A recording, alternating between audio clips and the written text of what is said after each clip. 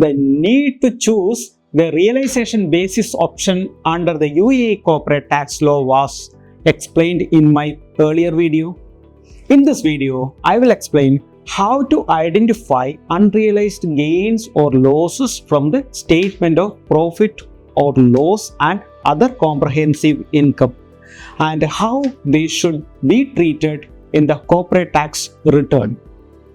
I am Manu Palerichal from CLA Emirates, formerly known as ECAG, that is Emirates Chartered Accountants Group.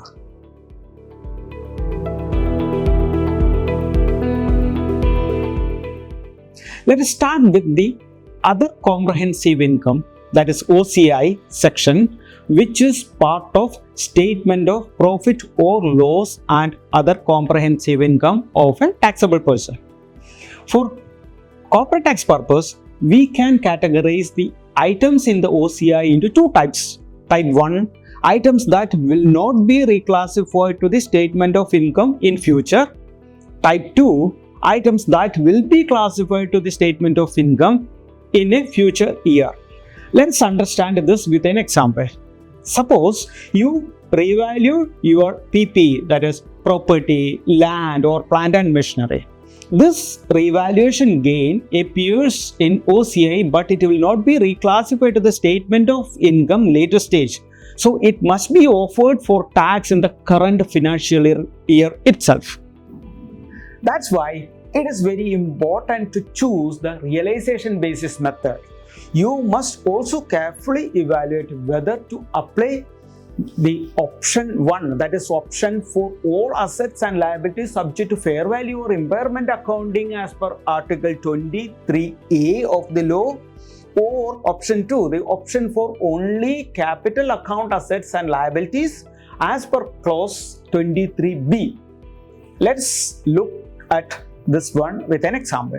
If you have foreign exchange gain or loss from translating the financial statement of a foreign operation as per IAS 21, this amount will be reclassified to the statement of income in the future stage.